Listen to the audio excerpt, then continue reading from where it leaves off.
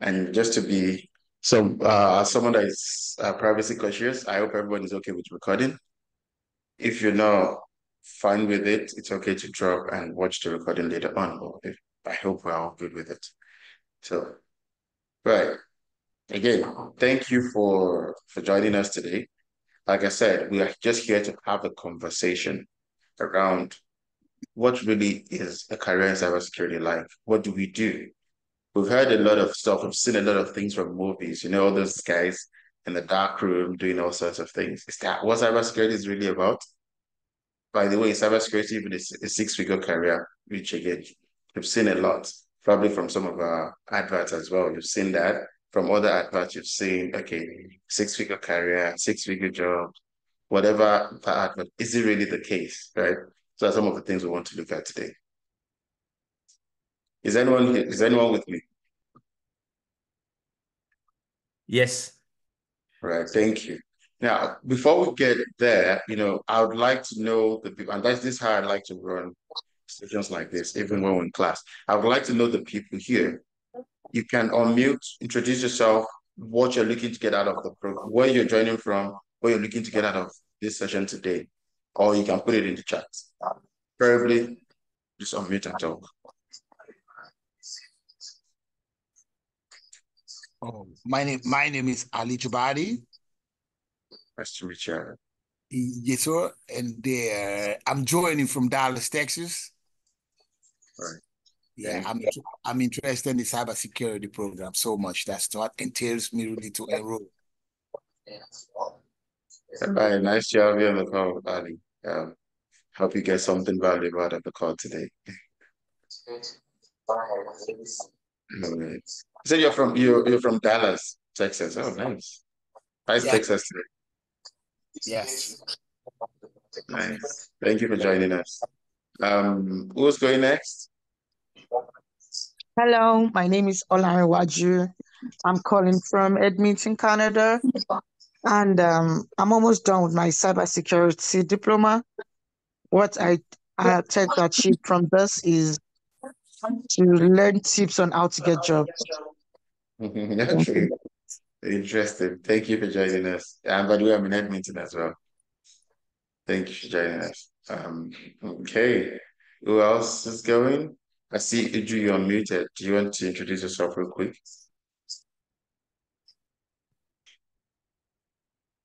Okay, let me go on. My name is Uju. I'm dialing in from Nigeria.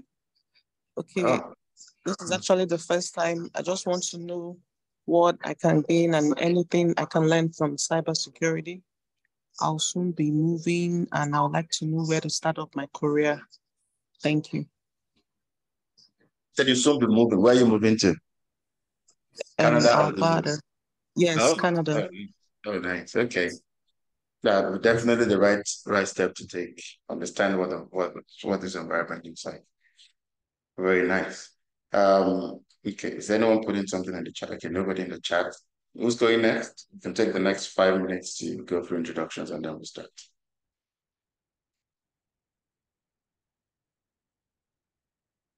We can see some familiar names. It's okay, you can introduce yourself. Let them know that we have some professionals in the house. Um, Hi everyone, good morning. I'll teach you. Um, My name is Tochi. I'm a cybersecurity professional based in Canada. Yeah. So, Nice to meet you, Techi. Thank you for joining again. okay. Okay. Lumide Ojo. See you join. Thank you. It's been a while. How you doing? Yeah, fine. Thanks. My name's Olumide Ojo from the UK. I'm a cybersecurity professional. Thanks. Thank you. Thank you for being here again. Um, Shooks, are you there? And again, I'm just calling names that I've seen before. Well, I would like those that I've not seen before to unmute and introduce themselves. Like a Jonathan, data scientist. Yeah, good background, definitely. Looking to get into cybersecurity. Definitely the background that you can leverage for sure. Okay. Who else would like to introduce himself?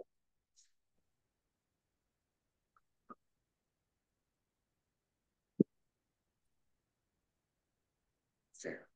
By the way, let me just do that as well. I know not everyone here know what this is, right? My name is Mukhtar, and you can see it on the screen. And I prefer to call myself a tech professional. But yes, I'm a cybersecurity professional. Reason being that yeah, I've done a number of things over the years, and of course, cybersecurity is one big part of it. And I'm definitely still a cybersecurity professional. And I am the CEO of Marshall Technology. That's the company. Excuse me.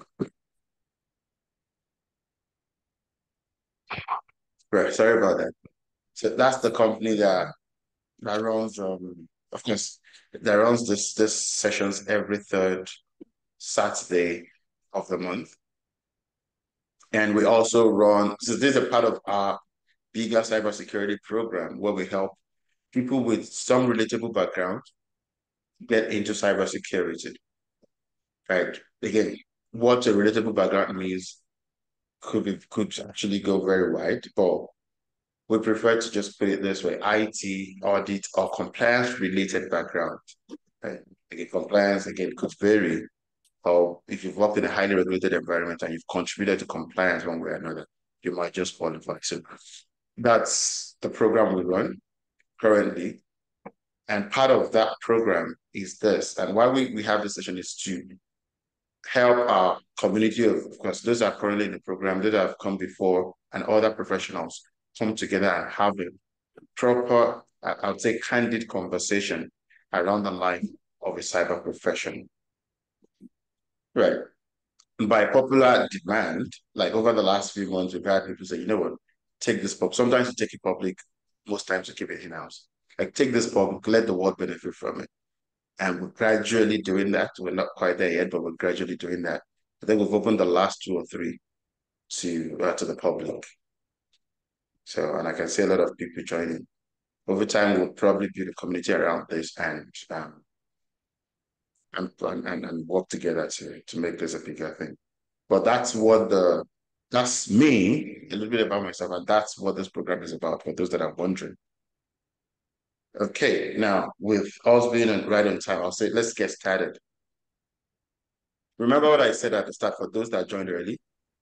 This session is not me giving lectures. Even in class, for those that work together, you can tell I don't give lectures. We just chat, we have conversations, and that's what we're here to do, right? A lot of the people, so if you're not yet working in cybersecurity, can you just raise your hand? You don't have to unmute, just raise your hand.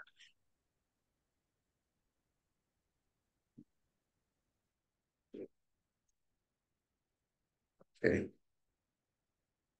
Seeing some hands, okay. Okay. See three hands. Four, okay. Just four out of 24. That's interesting. I'm still sorry. I'm still trying to look for the icon to raise my hands. But my hand is up. I actually have a degree in networking communications management, but I've never done cybersecurity. Interesting. Yeah, that's definitely a solid background there. Include me on that too as well. I was trying to look for the icon. Is it the same way? Is it the same way? I doubt if there are two. It's the same one. Okay. I wouldn't put your hand. I wouldn't put your hand there. You're already doing cybersecurity. Oh, okay. Okay. So you're already doing it, right? You're already working on cybersecurity. Maybe not being paid as one yet, but you're already working on cybersecurity. So 6 hands. Okay. I'll take it at 7 hands. Still waiting. 1 more minute or 30 more seconds.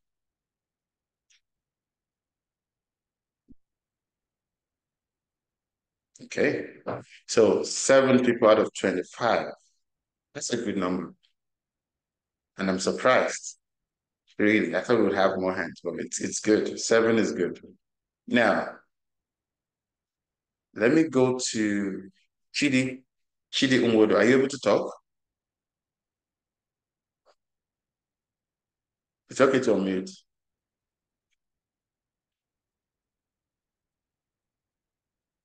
Or if you have your hand up. Oh, okay. I'm not sure what part you want me to repeat, John. So Hello? the I okay, can thank you, hear Chidi. you. I'm You on can talk. your, yeah, Great. Yeah, nice to have you on the call. So if you don't mind, thank can you you. just you're not yet practicing, but you're here because you're interested in your career in cybersecurity. Is that right? Yeah, so I'm new in Canada, and I'm considering going into cybersecurity and seeking the best way of pivoting into the career. Okay, and that's why I'm here. Great, Yeah. thank you. Now I want to ask you a question. And it's okay if you don't want to answer it here. I don't see why not, but it's Okay. okay if you want to answer it. Now, so you've said all those things, and yes, a career in cybersecurity is beautiful. But I'm asking you, why do you want a career in cybersecurity? It's Okay. any response is fine. And you don't have to sugarcoat it. Trust me. Any response is fine. Yeah. Please go ahead. Okay, so I have a health background. Back in Nigeria, I practiced as an optometrist. So coming here, I would have to pursue my license to get back into my field. And I was thinking getting into another career could give me that quick how that settlement in this new place. And I felt cybersecurity was a good one to get into. Yeah. Okay, that's a different. That's quite different, which is also good. So what I'm hearing. Let me know if that's not correct. What I'm hearing is that cybersecurity for you is kind of like a stopgap, like it's a short term kind of goal. Let me get in here and Yeah. then later on move into my actual career. What I'm used to. Is that correct? Probably, yeah. Just Okay, seeing how okay, it goes, and yeah. okay. That's actually an interesting one. But I'm still And open to, yeah. okay, So yeah. okay. Now, and maybe part of what we'll touch on will be okay. Is that really what you want to do, or something else? So, okay, if that's the case, why? I'm just thinking there's so many things you can do. There's so many things that can pay you reasonable money or even give you whatever else you're looking for in a career. Why? I'm going back to that question. Why did you choose cybersecurity out of everything else? While I looking at the prospects the career holds, cybersecurity is actually a field that's all encompassing. Like I see that it has so much value to give in our current society or in the dispensation we are in. And I think it's a career that would not be done away with in a short while, because we're in the world of information and technology, and these are assets, that needs to be protected and all that. So I feel cybersecurity has a lot to play in this in our time, and it has a long-term prospect. So yeah. Okay, let me give you something. Social sciences, social services is also something that cannot go away ever. Did you think of a career in that space? Yeah. Oh, the thing is, even before I came here, I have done some IT courses because I am actually open. I'm actually an open-minded person and willing to Just learn new joking. things. Yeah, Yeah. never, I'm So just joking around with that. Yeah. yeah, I have actually considered IT in time past as well. So it wasn't I don't think it's not what it's not what I cannot do. So yeah. I heard everything you said. One thing I'm not hearing is the money. Is that not your past? Yeah, yeah. I learned, yeah, the pay also it's reasonable to, yeah, like career. Okay, probably more than just reasonable. And yeah, I know you're trying to just be more. Okay, let's thank you for sharing. Okay. Thank you for sharing that. Actually, thank you for sharing that. And I like the things you said, especially saying, okay, you know what, I've thought about this, I've looked into it, I know I have an idea what cybersecurity is about, and I feel like it might be. I don't know if it's a fast win exactly, but we'll see. We'll see as we get into it. So now let's talk about some of these things we've heard or we've seen. I'll start with the money. And that's, as I said, you didn't talk about the money. Do we believe that cybersecurity is a six-figure career path? And you can put your hands down, those that are involved. Again, you can unmute and talk about it. Is cybersecurity really a six-figure career path? Let's start from there.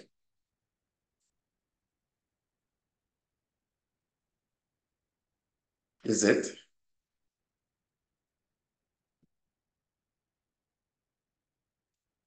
Okay. Who wants to, does anyone want to unmute and say something? Victoria, please go ahead.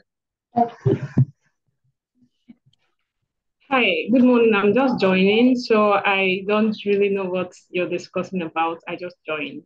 All right. Okay. We're looking at the realities of a cybersecurity career or what cybersecurity professionals are really like. And the question is cybersecurity really a six-figure career path? At first, it's not a six-figure career Okay. path. It depends Okay. on your skill level and Mhm. years of experience, and of course, certifications. So it takes time to really reach the six-figure part. Thank you. Interesting. Are you currently practicing? No, I'm not currently All right. practicing, even though I'm running an IT internship right now. Okay. And I've written one certification, preparing for others. Then what else? Interesting. Yeah, and Interesting. I'm like I said earlier, I'm in school for cybersecurity diploma. Great. Great. Yeah, of course. Taking all the right steps. That's good. So, does anyone think otherwise? Remember, this is a discussion, right? Yes, I think so. Yeah, for me, I think cybersecurity is a six-figure career path because of the fact that the cybersecurity is in high demand with a shortage of skilled professionals. So I feel that a lot of people are not in this space yet. That's what I feel. And organizations are really looking for professionals to fit into some positions because I can tell from some of the applications I've done, they are six figures. Thank Oh, I you. like that. I like that.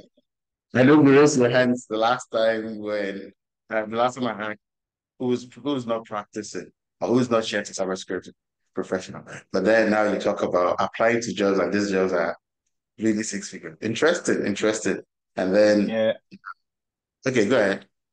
Go ahead, Joe. yeah, I feel, in my opinion, I feel it's a six-figure job, considering the threats that our systems tend to face in the current time, and you Okay. have less than in-demand job in the North America region, and something that still has to do with some certain level of clearance, depends on the organization that you're working in. So that alone gives you a leverage. Clearance level will take you up in amount that you receive. Then the demand for the particular job, which is an in-demand job, will still give you the opportunity for a six-figure job. And the kind of work you'll be doing, the security systems you'll be assessing, and your clearance level, those are high security standards. So it's actually a six-figure job. But I believe that if you have the right experience, certifications, and over time, you should be okay with it.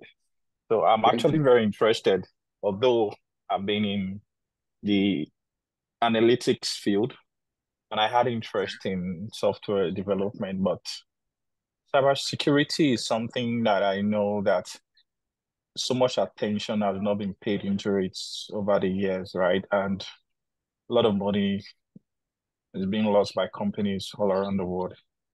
I think it's an area that will not be ending because there will always be a problem with the good and the bad. So where you fix yourself and the role you play will definitely stand out at the end of the day. Thank you. Actually, thank you. And I was actually going to ask, are you already practicing? But you answered that question already. No. So, interested. You know what you said, you believe, and again, that's a personal thing, right? It doesn't mean it's right or wrong. He believes that cybersecurity is a six-figure career path because organizations face probably 7 or 8 figure threats. So, and there's a question I always ask: would you rather pay me 6 figures to save you from paying 7 figures or 8 figures? I think that's a good business decision in my opinion. Others can think otherwise. Does anyone think otherwise, really? And you're all actually what you're saying is kind of related. It can be 6 figures. It takes time, according to Victoria. It takes time, but with the right skills and the right experience, what we can get there. So we've talked about threats. We've talked about 6 figures and this and that. Let's look at something else. If I will pay you, and yeah, my opinion, yes, it is a 6 figure career path. It can take time, and it doesn't have to take time. It depends on your background, it depends on how you're coming into the field and your confidence level, right? There's something I always say, right? Entry level doesn't mean zero experience. Oh, sorry, I'll take that again. Junior doesn't mean zero experience, especially in cybersecurity. Have something you've done before and you can articulate that background really well. Your first job in cybersecurity can be 6 figures, can be very solid 6 figures. Now, it depends. What I don't recommend, however, is to, again, put things that you haven't exactly done and the ways that you haven't exactly done them. So, which is a different conversation entirely. Now, let's look at some of those things. How many of, and I can't remember the exact movie, but how many of us have watched movies where the cybersecurity guy will be that guy with glasses in a dark room without friends and all of that? How many of us have seen those movies? Or maybe a bad guy somewhere just hacking into systems everywhere.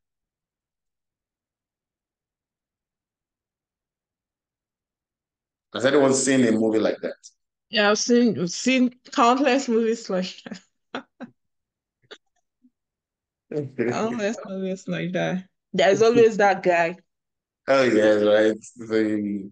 Whoever they call the IT guy, whatever they call the guy, just knowing how to hack into everything, and they sometimes have zero social life, right? They can't get themselves to get into a relationship. They can't, very weird kind of lifestyle. Is that really how we are? I'm a cybersecurity professional. I have a family, right? I'm sure a lot of people here that are already practicing have their families and all of that.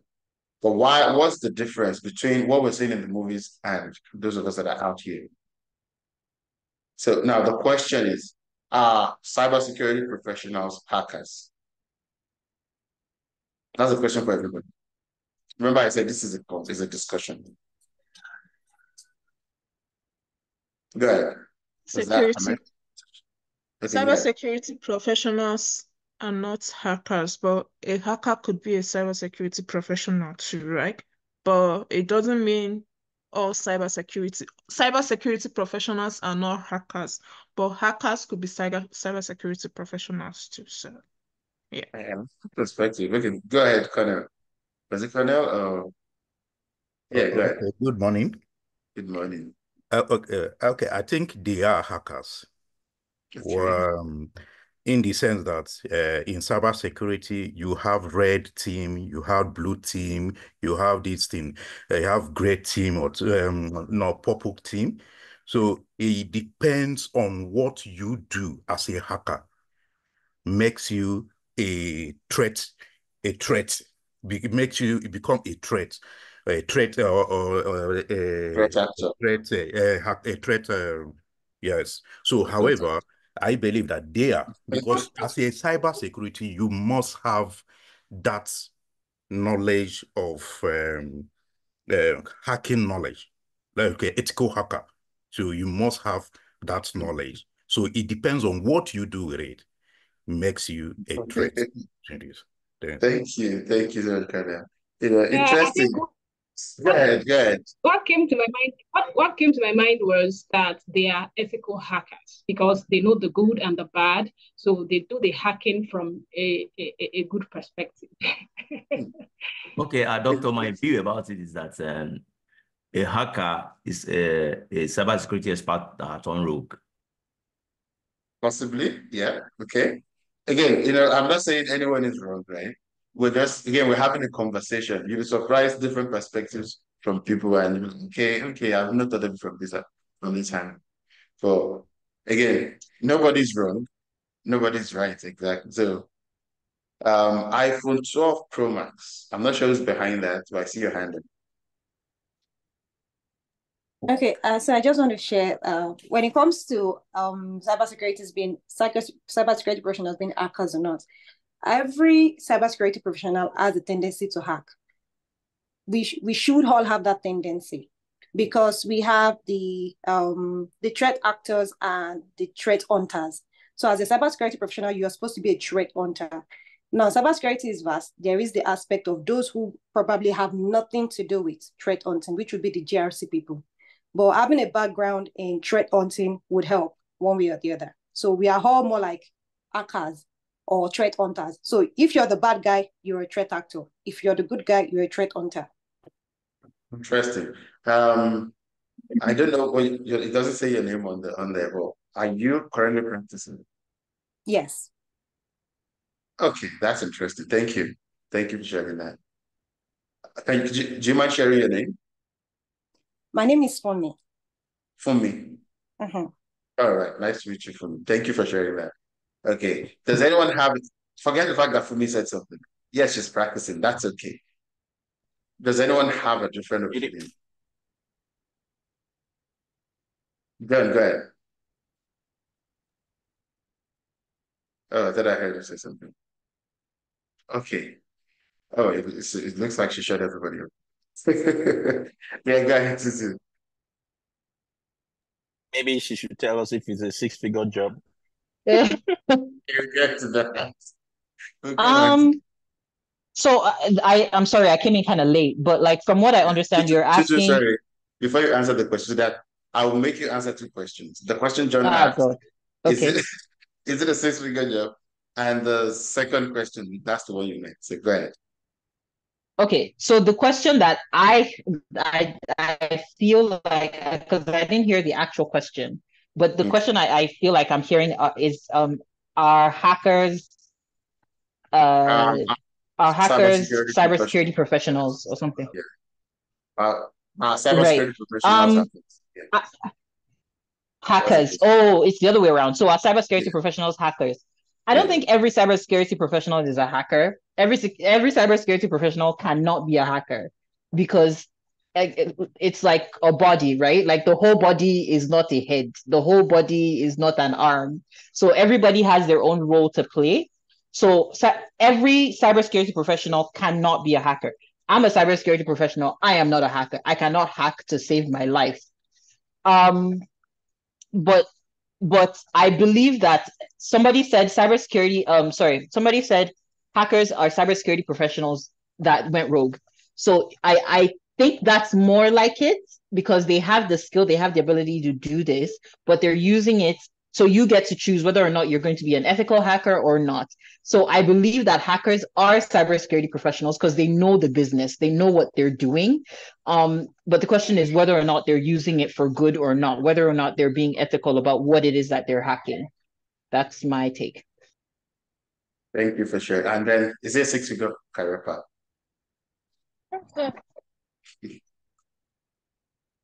Titu, yeah, that's for me. I think hacking can be a six-figure career. In fact, very much so. It can be, depending on who you're working for.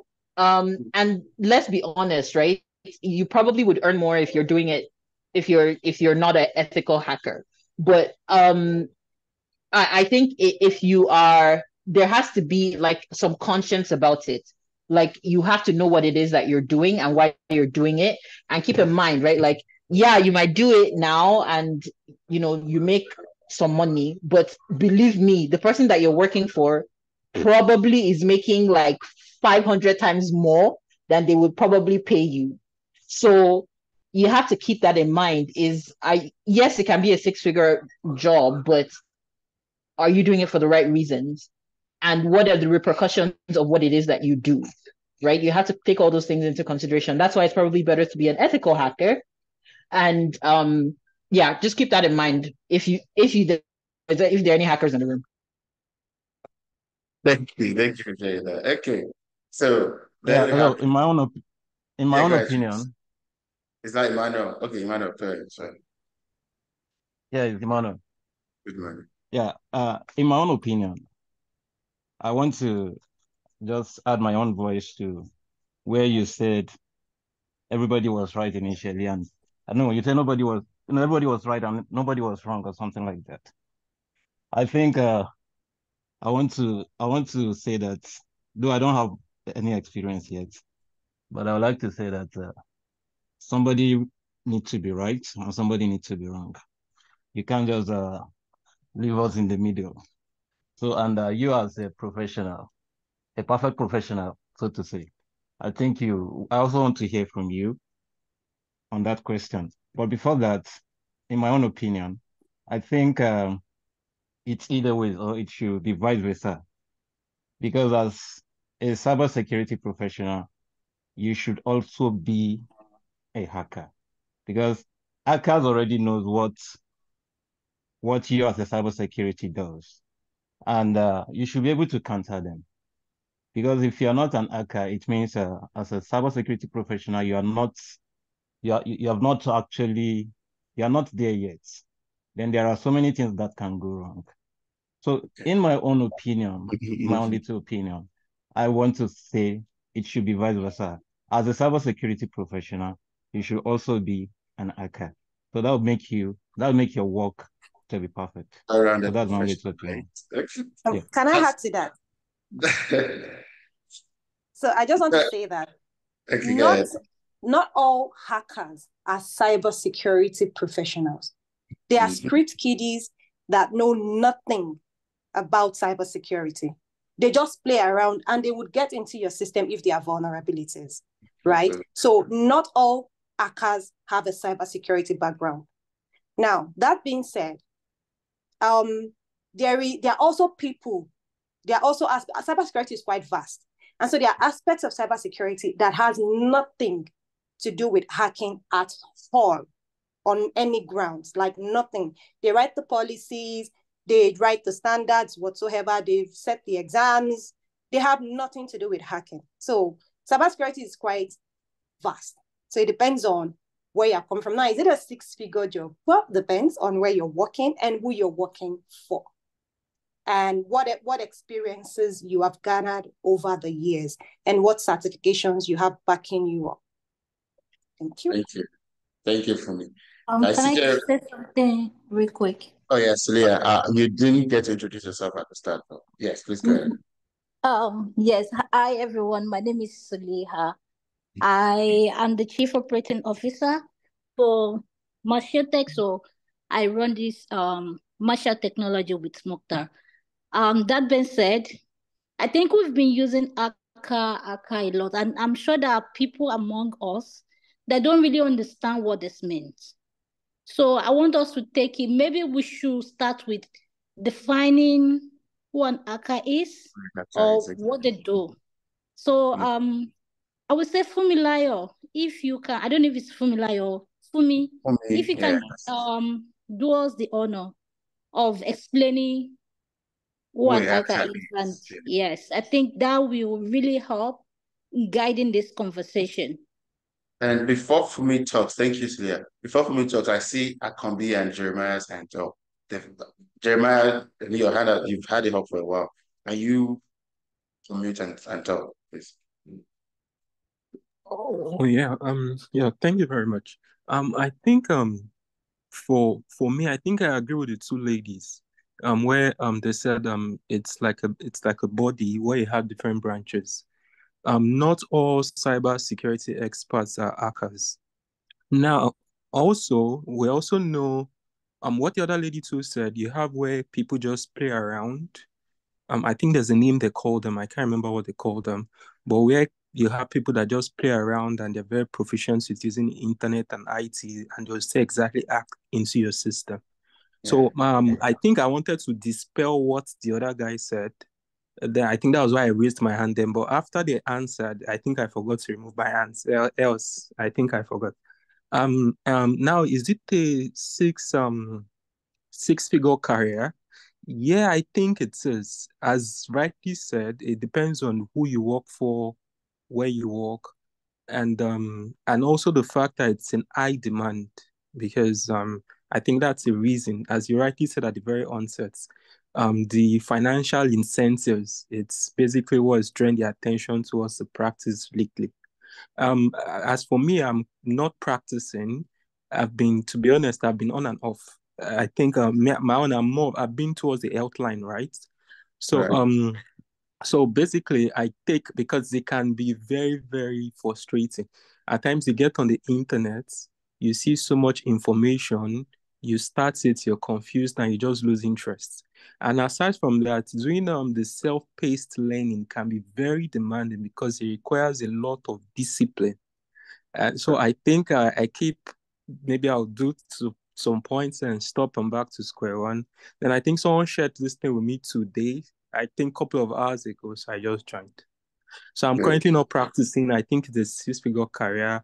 Not all cyber security experts are hackers. I think that's it. So thank you. Thank you for sharing. Thank you so much. Akambi, then I'll take Fumi. Then I'll add to my 1 cent or two. Okay.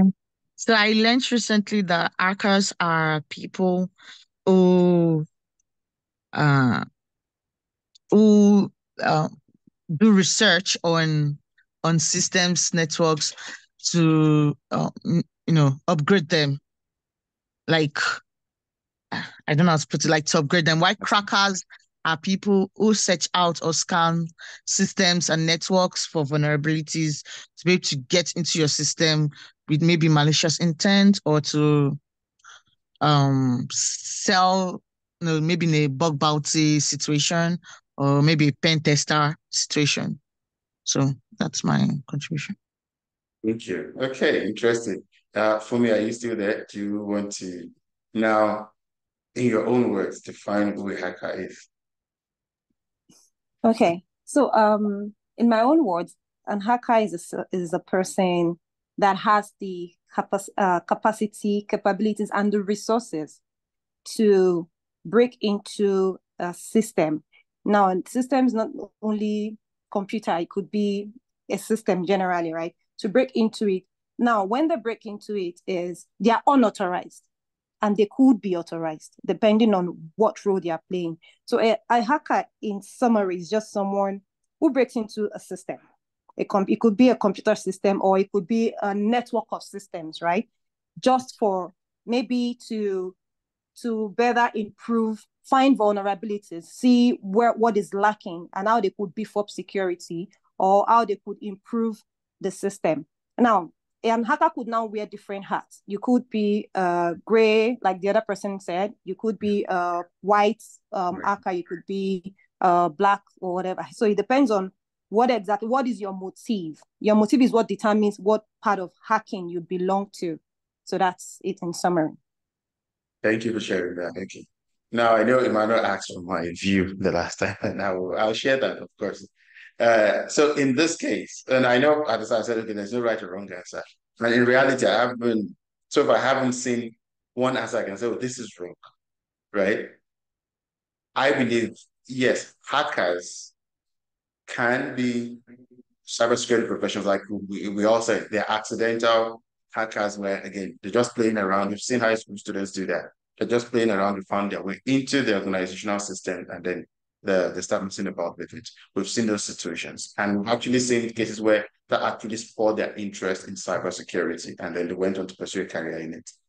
Now, a hacker is anybody, it doesn't matter whether they're experienced or not, anybody that is able to exploit a weakness. When I say weakness, I mean vulnerability within a system. Remember that systems they don't have to be computers. They can be anything, just like Fumi said. They can be anything. Exploit weaknesses within a system to get into it, and they can serve different purposes. It could be to just hold you to ransom. It could be to just steal your data, steal money, steal financial information, do anything. So the purpose could, in fact, it could just be to deface your website, to stop you from operating, just denial of service. So it could be for any purpose, or just to show you that, you know what, you're not as secure as you think. So now the purpose would determine what we call that hack. So, but anybody, whether skilled or not, that is able to exploit the weakness within your system to get it, you would call that person a hacker.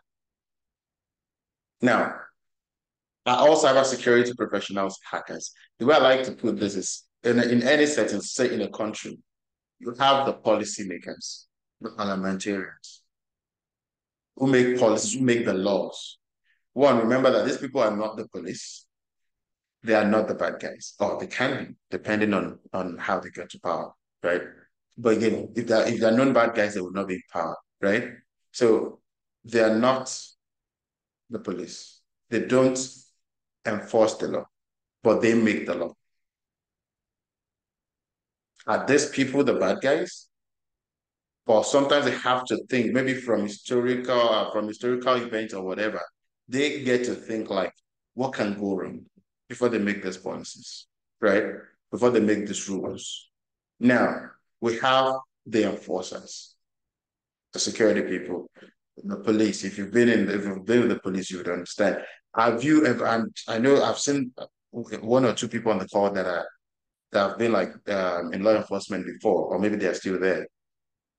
Have you ever been a bad guy? How do you know how a bad guy thinks when you're carrying out your operation? Do you have to be a bad guy to understand how a bad guy thinks? In your opinion, I don't think so. Yes, we can do threat hunting. There's threat intelligence, which is talking about historical data that we can feed off of. Threat intelligence and all of that. But it doesn't mean you have to be a hacker to be a cybersecurity professional. So when you're thinking of, okay, who's this? Just think of it that way. There are people that make the rules as to how we do things. There are people that enforce it, the security operations guys, and there are people that try to break into our system. Sometimes they act, so we have ethical hackers that act like the bad guys, just to make us know if you are secure as we think. You know, I said before that you can hack for different purposes. It could be for political purposes, for whatever else, for financial gains, or to just show that you're not as secure as you think you are, or your controls are not working as good as they should, as you think they're working. So different purposes, but you don't necessarily have to wear a hacker's hat to be a cybersecurity professional. In fact, I would believe that 90% of cybersecurity professionals are not hackers, and they've never had to hack anything before. Or maybe 80%, but probably not as high as I think.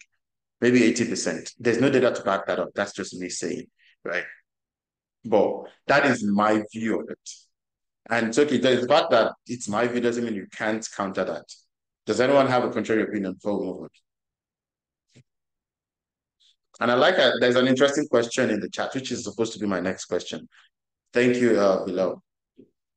Does anyone think otherwise? Does anyone have a contrary opinion to what I said?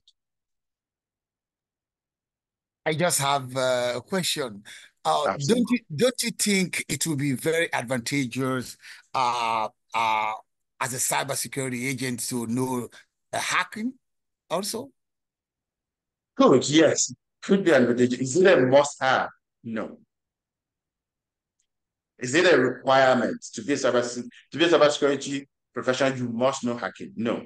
And I like what you said, because I've seen a lot of people come to me and say, "Oh, just passed my CEH. Now, what's my next step? Can I just go and get a job?" Yeah, go and get a job as a pen tester. Why not? But that's not all cybersecurity is. There's a lot more. Cybersecurity is a very broad field, right? There's a lot within the cybersecurity space that you can be.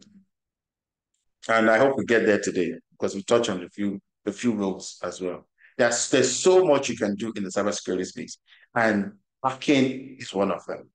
You can be the beautiful thing with hacking though is you can work for others and you can work for yourself because you can be an independent ethical hacker where you be part of a bug bounty and the likes, like pen testing as an independent body, more like a what's it called now? Like a security researcher, and you're getting paid for any real vulnerability you found, any real weakness you find in the system, you get paid for that. So you can be that. That's why I like that space. Again, that's not who I am, but I'm just saying that's why I like that space. But it doesn't mean every cybersecurity professional should go down there. In fact, majority don't. Majority of those that are practicing they don't have to go down that route. And for me, I know at least you're one of 2 or 3 people on the call that I know that are already practicing. Did you have to? Okay, and I don't know what the scope of your work looks like currently. Is that something you want to share in 30 seconds? Okay, so I'm an incident response specialist. Good, thank you. Okay, that's good to know. So, saying that, you are not a hacker, are you? You don't do pen No, testing. I do.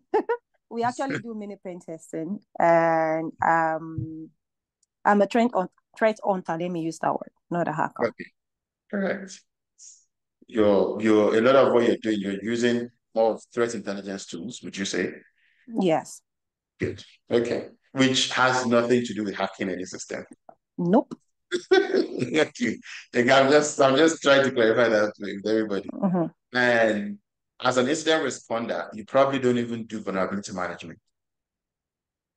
Well, I do a little bit. Okay. So you take the information from the scanner and then coordinate with the access owners. Is that correct? So I get the information from the tools, the alerts, and then we immediately begin remediation and all that, and Oh, and so if it sometimes comes you need from an to, incident, from a SIM, you mean? If it comes from through from an okay, NTR. I get you. Okay, makes sense. Thank you. Okay, so yes, in those cases, and especially if it resulted in an incident or an event, you can coordinate for that to be remediated. But the vulnerability management I was talking, you're right, that's vulnerability management as well. But I'm talking about like getting a vulnerability, like list of vulnerabilities around certain assets from a vulnerability scanner, working with teams, the asset owners to remediate. That's No, not I don't within. do that. No. Okay, thank you. That's what I thought. Thank you for clarifying that. So, and the reason, and I don't know if you feel like I put you on the spot. That's not my intention. So the reason I asked that is just to help everybody else understand that so even within the scope of security operations, we already talked about 3 different things in this conversation, my conversation with Fumi. She's an incident responder. I said she's not this. She's not that. And you're like, okay, even within security operations, there's so much you can do. And none of those 3 things we talked about has anything to do with hacking. So I'll pause there, except someone has something to say. I'll pause there. And I'll say, I want to address beloved question. You said, if we're saying all hackers, okay, let me, are all hackers programmers? If all cybersecurity professionals are hackers, again, I hope you understand that all cybersecurity professionals are not hackers. Now, does that also mean that all cybersecurity professionals are programmers? And that's supposed to be my next question. Do you need to be a programmer to be in cybersecurity? Now, beloved, I hope you have that clarity that all cybersecurity professionals are not hackers.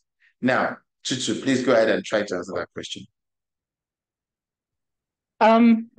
No. The simple answer is no. Because I think and that's a misconception generally.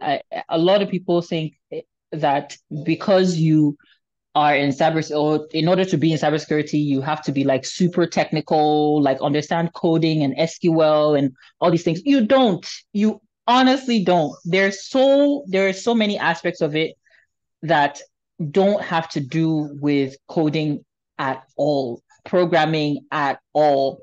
Like I said, it's like a body, right? If you Nobody really knows what the spleen does, but like it's there, right? Your kidney doesn't do the same thing as your spine. It doesn't do the same thing as your heart. So if there are it's good if you have programming experience. It's a plus. You get to do other things, like you get on maybe more exciting projects if like you're super into programming, but you don't have to know programming to get into cybersecurity. You don't at all. I don't know program. I cannot program anything. I can barely program my life. So so it's not a requirement in the least. And there was somebody here that was talking about how like it can get overwhelming. You know, when you're getting information all over the internet about cybersecurity, and then you start it, and then you're like, put it down. Look, I hear you when I tell you I feel you 100%. I understand where you're coming from, and I'm glad you're in this space to be able to hear these questions. And those are some of the questions that you might be asking yourself, like, do I have to know programming, or do I have to know this particular thing? I say this, I don't know if this is your first time here, you've probably never heard me before, but I say this at almost every call. I started out in a call center. So I don't program. I'm probably better with people. I'm good at talking to people. And I feel like and like I'm good with administrative tasks. So that is my strength. And I'm in cybersecurity. So I feel like it doesn't really matter where you're coming from or the kind of information that you've been inundated with on the internet. I think you're in the right place to really get that focus and like to really understand what it is, like where you fit in cybersecurity. Because I bet if you have the interest in it, you will fit in. It's a no-brainer. That's my 2 cents. Before you stop talking, Titi, do you want just like what Fumi did? Do you want to share a bit about the scope of your work? Again, you don't have to go. Sure. Just a bit of the scope of your work here. Yeah. Okay. So I am a risk assessor. So what I do is when people or when projects come in, or let's say they're trying to implement an application in the organization. Ideally, and not everybody does this, ideally, before they implement the application, they're supposed to come to cybersecurity for us to like assess the application, make sure there are no backdoors in it, make sure it fits in with everything else that we have, like all the other applications that we have, make sure that like they have the right controls, they have the right, like it integrates with the other security applications that we're using, that kind of thing. Like make sure it's safe to use in the organization. So my job is to assess the application, look at the application architecture, and go through the process. For us now, we have about like 25 domains that we look at for every project. And that's just like for applications. It's not even like, it's not, so there's the application security check, and then there's like the almost like kumbaya, like does it get along with everything else? Like DevOps, I promise you, I don't even know what DevOps is. I don't know what DevOps is. Question, but yeah. That's a great question. I feel like DevOps is DevSecOps. incredibly complicated. Yeah. Maybe DevSecOps. Maybe you can call it DevSecOps. Yeah. Or SecDevOps. I prefer to call it SecDevOps because it's security first, really. Yes, it's always security first. Always Yes. security first. Like, and I recently, this week actually, I had to not fail, but like raise a bunch of red flags for an application that's already in play. Like they're already using it. And I'm like, no, this should not even be this should not even be here. But again, they're already using it and they're not gonna stop using it. But again, my job is just to assess it and say, okay, is it safe or not? If it's safe, great. If it's not safe, I'll tell you. My job is to just tell you. Whether or not you decide to keep using it, that's on you. And whatever the implications of that, that's on you. So that's all I do. I am not in the least Dr. Mukhtar is laughing because like he knows what I'm saying. I am like the least technical person you could ever meet. But again, I am in cybersecurity and I'm proud of it because I feel like it's a very exciting field and it's just a matter of your interest. How dedicated, how like focused are you to be in it? Because I bet you there is space for you. It's just that simple. Thank you. Thank you for sharing that. Yes, I do. I know Tutu, and she just gave it away. I know Tutu, and if we're talking about dedication, she's one of the most dedicated. I would say she's one dedicated person. Let me put it that way. I know, again, that's what I'm saying. The other people I've known, they're not, or I know they're not dedicated. But yes, she's a very dedicated person, and she's an example of what you give into it is what you get out of it. She's a perfect example of that. So you can do it. Anybody can. Again, it's not, and I'll put this, I always say, it will not be a walk in the park because we're talking about six figures. And I have to just, something in me just said, you know what, I should say that now before I move to the next thing. We're talking about six figures. And if anyone has ever run a business before, you would know that business people don't just stash money. Money is not easy to come by. Before you sell one thing, you know how hard it is. You know how many people you have to talk to. Now you can't just make that money and dash it out. So when you think of it this way, that I'm going to a company, doesn't matter how big that company is. Even think of the biggest companies that are doing billions or multi millions a year. I'm going to this company to make 150,000, 130,000, 200,000, whatever that looks like. Even 100,000, let's not even go far. Even 100,000, 105,000. Think of it this way. How much work is, remember, okay, there's something about business. Your employees should only take, I think, about 20 or 30% of what you're making. Of course, there are other things that'll take a lot of money for you when we talk about profit. But that's kind of a thing. Now think of it. And that person that's paying you 100%, how much are you making? How much are you making them back? That's the first question you ask yourself. So if it tells you that you can't just go there and say, "Oh, I'm a cybersecurity professional and I want 150,000," what are you bringing to the table? Are you going to save them more money than that? Are you going to make them millions of dollars? And there are ways cybersecurity can make money too, can make the business money. So you have to think of it that I need to equip myself enough to be able to offer value to businesses. Then you can talk about six figures. Yes, six figures is very possible. And I will address, someone talked about it being like taking time. In tech, it doesn't take time to make six figures. And I'll tell you why. Because tech is not like nursing. It's not like medicine or teaching where you have to grow through the ranks. Tech is a space where you can start today and by next year you're a senior manager, depending on how much you give into it. That's tech for you. You start in tech, you get into consulting, you've had all this exposure, and suddenly it feels like you've been doing this for 5 years. And you're talking, everybody feels like, oh, wow, this is a well-respected person. That is tech for you. Cybersecurity is like that. So it doesn't have to take forever. What I tell people is you just need to start. You'll be surprised how your confidence will just shoot through the roof. So it doesn't have to take forever. However, it requires a lot of work. I'll still repeat that again. Now, we've talked about we are not all hackers. I'm not a hacker by any means.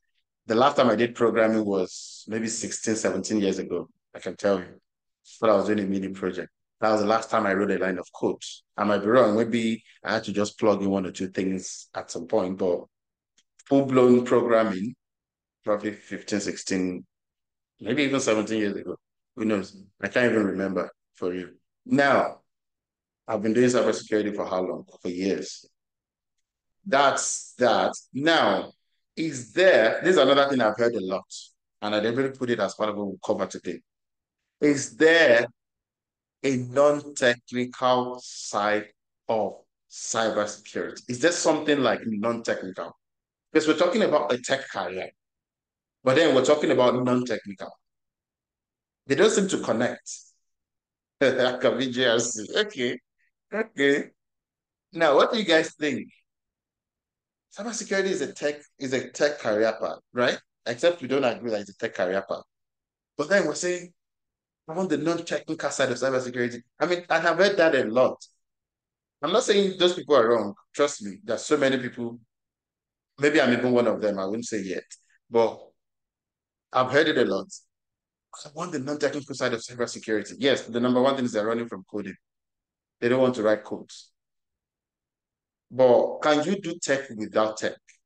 Is there a non-technical side of cybersecurity? Who wants to take that? I see Tutu's hand up, but before you talk, Tutu, is there anyone else that wants to say something? Then I'll let Tutu, because they wanted to just say it and then nobody else talks. So there's someone here that feels like, Kombi, I see you putting something in the chat. You can talk. It's okay. You can meet and talk.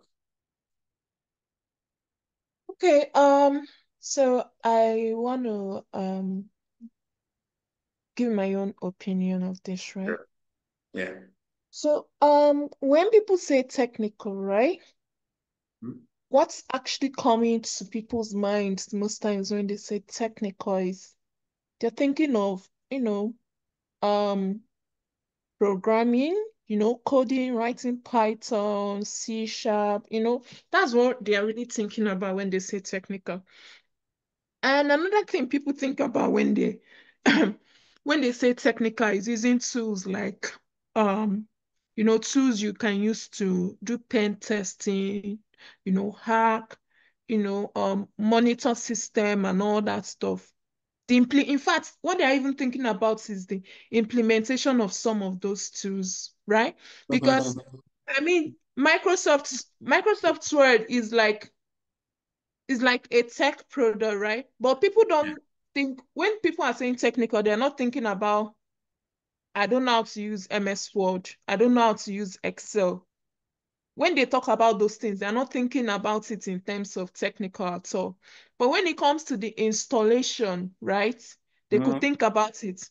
Now that's technical. I can't install that. But when it comes to the usage, once they have like a guideline, they can learn how to use it in a day or two. So in that sense, I believe that cybersecurity does have the non-technical parts of it. It has a part that people will not think technical when they hear about it. Okay, I like how Yeah. you put it. Interesting. Different perspective. I like how you put it. Like, and to before I will not address what you said now, Tucci. But please, for those that have their hands up, don't talk about the details of who does configuration and all of that yet, because it's something we'll address just after now. Which Tochi touched on. I like that she touched on it, so I'll use that question to take us there. So Tutu, please go ahead. I know you've had your hand up. Sorry about that. Yeah. So I really like was it Tochi that spoke just now? I really like your perspective. I think it's good to have a basic understanding, but is there a non-technical? Yeah, 100%. I think so. Again, like I said, I think so. It's not that I'm saying that's what it is. I think so. But yeah, I feel like if you have a basic, and for me, when I started in my career, I didn't know as much as I know now. That's for sure. And I'm learning as I go. I still don't think I'm technical, but I feel like I know more now, 10 times more now than I knew before. Could I have learned it in the classroom? Probably, but it probably wouldn't have been real to me. as real, as tangible, and like making those connections for me as like it does now. So you might not be technical going in, but you will learn it. Like if that's what you're afraid of, like, oh, do I have to be technical before I get in? You might not be technical. There are meetings that I get into and like I don't understand half of what they're talking about. But when I go back and like I talk with my architect and and they break it down for me and they give me visuals to go with it, I have a better understanding than I probably would have if I was learning it in a classroom. So is there value to learning it before you go in? Absolutely.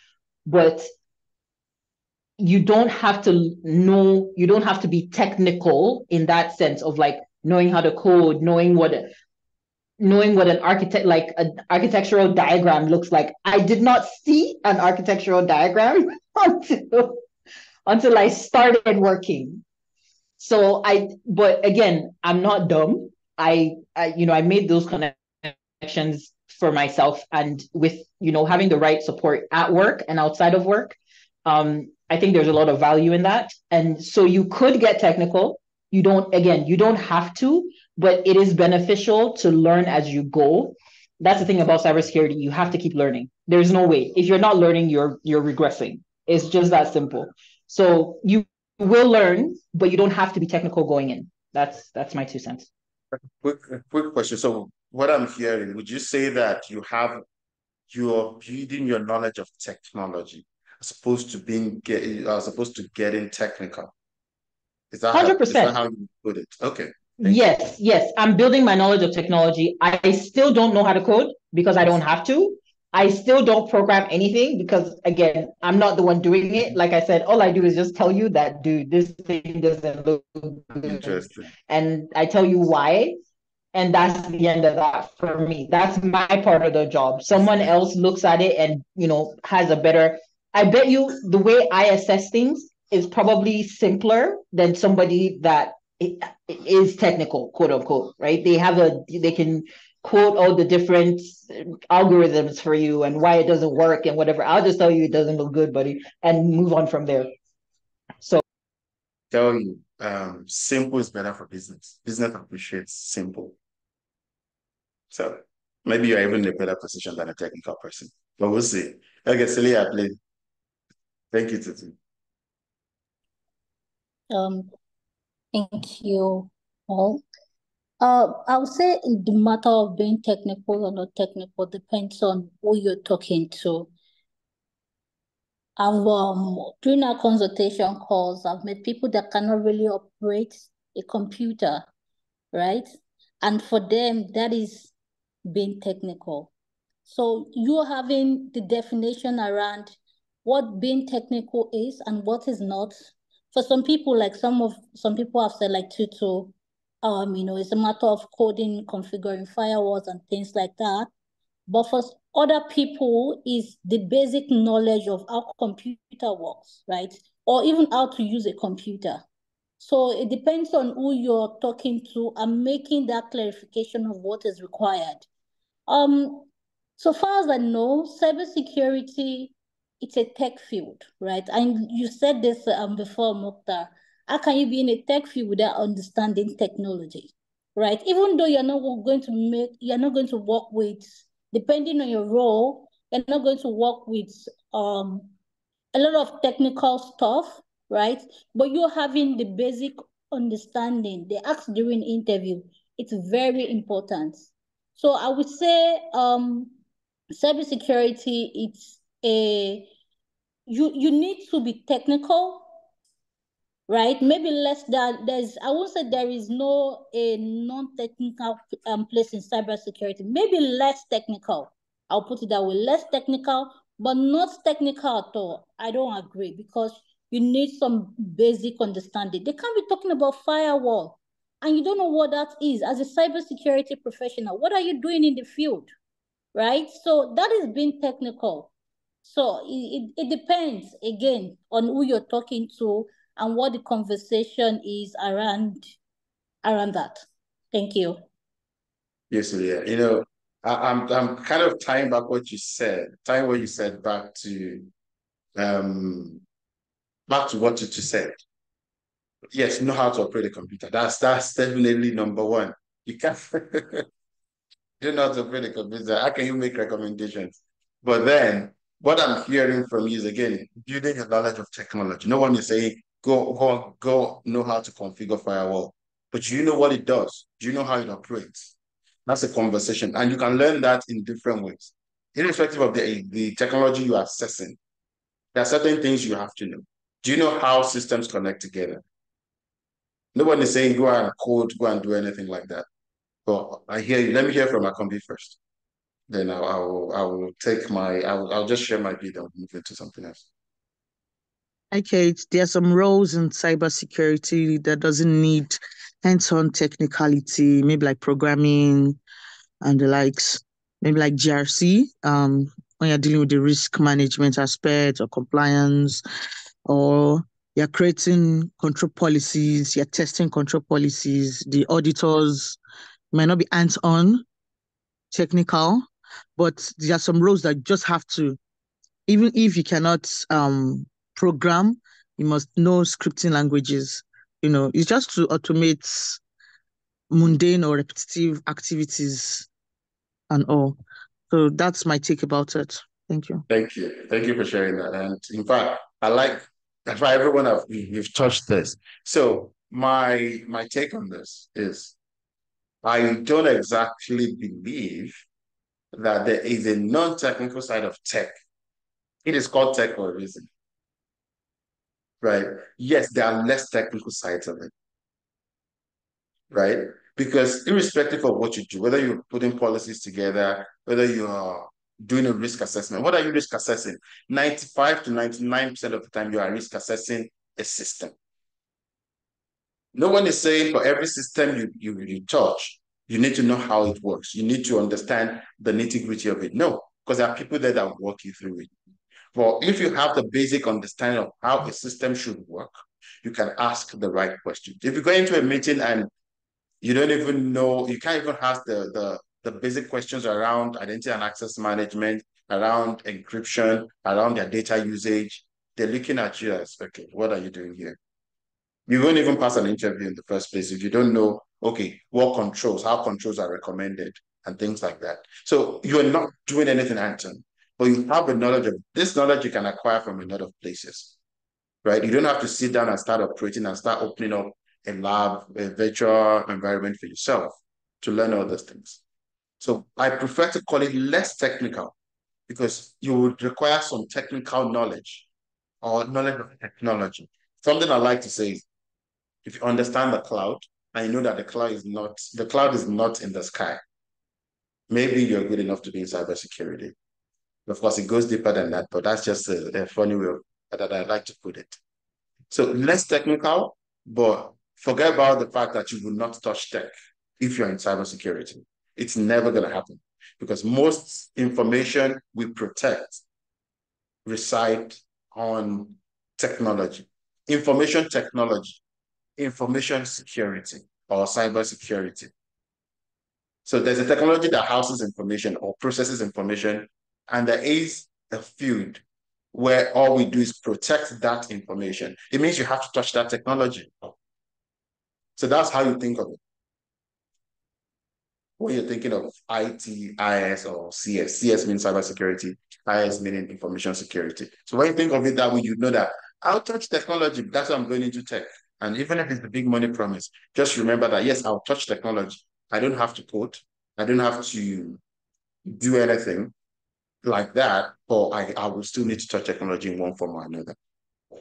Now, let's talk about, I know we have this 15 minutes, but I want us to talk about certain rules because we've talked about programming a lot. Application security is probably the closest you will work with developers. In fact, no, even as a risk assessor, you work with developers and all of that. But application security is like the closest you would get to an actual application that is running or that is in development. Is anyone familiar with application security? That is one role, that is one field within cybersecurity. I just want us to touch on that. Maybe that would help people that think, if I don't know how to code, if I don't know how to if I don't know how to program, I cannot be in cybersecurity. Is anyone here familiar with application security as a field?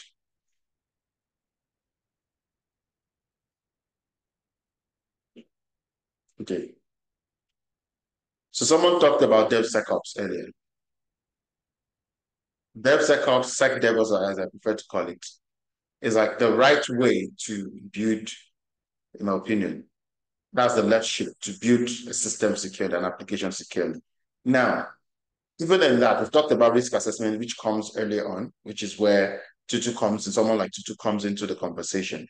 As the development continues, there's also the continuous testing. We call it security testing. The other tests, but part of it would be in a security cautious environment, part of it would be security testing. And the AppSec people are the ones that most of the time run this test or at least assess, analyze the results, and present, take note of what I'm saying, present to the developers. The AppSec guys are not the developers. So in terms of fixing the issues, it's not on them. It is the developers that will still fix the issue. What they are doing is more vulnerability management. They run the scan, they're using a tool, they're not running a program. It's also a tool, and because the instructions are there, it's more plug and play. Just like, that's why I said what Tochi said earlier. Configuration is a different thing from using a tool, right? In this case, AppSec guys, most of the time, they are just using the tool. They're using their SAST or their DAST scanners. Okay, what's that now? Can someone remind me what SAST is now? I forgot. Static application security testing, or DAST is dynamic application security testing. So what that means, they're just running the application that is in development through a scanner. The results will come out. The information around, so that scanner is the one that will give them the result. This is what we found that is wrong. Here are the recommendations on how to fix them, how to fix those things that we found. Have they coded anything? Have they run any program? Absolutely not. So that's all they do? Oh my goodness. Most of the time. And they are more vulnerability managers. They take it back to the developers. Say, we found this. Or they just run it back through the pipeline. Or even the system, if it's well integrated, automatically raises a ticket. And the developers panic maybe as part of their next sprint. So we need to fix this. This is not going because we can't deploy with the vulnerability. Right? You can't send it to the next stage with the vulnerability. Same thing during the general testing before UAT, they still run the DAST. DAST runs while the application is running, not in development, but before it goes to production. Pen testing before it goes live. Again, what they're doing most of the time is they take the results, they analyze the result, they look at the results. Does it happen? Based on what they said the system wants to do, does this vulnerability actually make sense for us? If it's an internet facing, if it's a weakness that can only be exploited when the application is internet facing, and this is an internal application that is not internet facing, you can look at it and say it's not as critical as the system says it is. That's where common sense comes into it, the knowledge of your organization. And then they change the risk level for that vulnerability. Then if it's a critical one or if it's a high one, just send it back to the right people to fix it. They are not coding. That is application security. You need to have some knowledge in that space. Would it be advantageous to have some knowledge of certain programming language that your organization uses? Yes, it will be advantageous. It is not compulsory. Advantageous in the sense that you can, again, there are false positives sometimes with the system. You can read in between and say, okay, does this thing really exist? Is it just a false positive? Just to make sure that that's part of the analysis, right? It will be advantageous, of course. It is not compulsory. That is AppSec. I just want to make sure that I cover that part. That's the closest you will get to actually working on an application in development.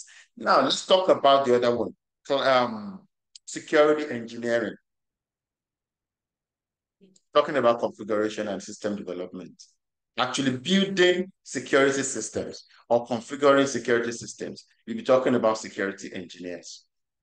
Can anyone share what security engineers do if you've worked with them before? They're almost like the developers in security. They're the ones that will configure the system. Go ahead, Akami. Can you repeat the question? Can someone tell me what security engineers do? Okay, so security engineers, what they do, right? So for most organizations, you find that the security engineers are the ones that actually implement the recommendation given by the cybersecurity professionals, right? Like the cybersecurity professionals know that, okay, we are not okay in this place. We need to do this to keep ourselves safe.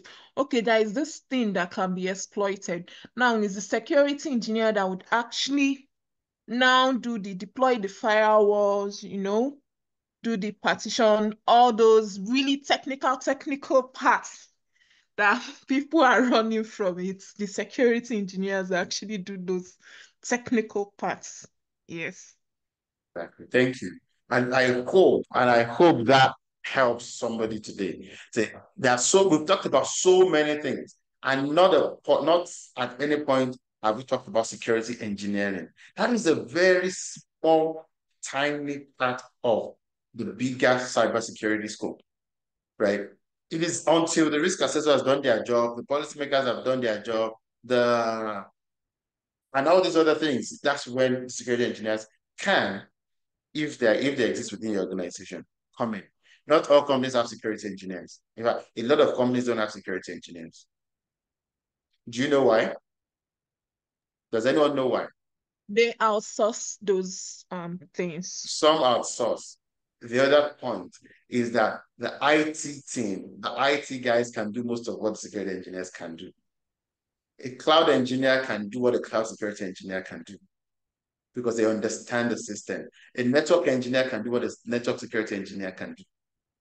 In fact, go and check the job description of a network administrator, a network engineer. It will include the things that Tochi mentioned earlier, configuring a firewall, doing this and that, network segmentation, and all of that.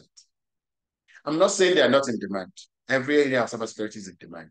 But what I'm saying is companies sometimes don't even have them.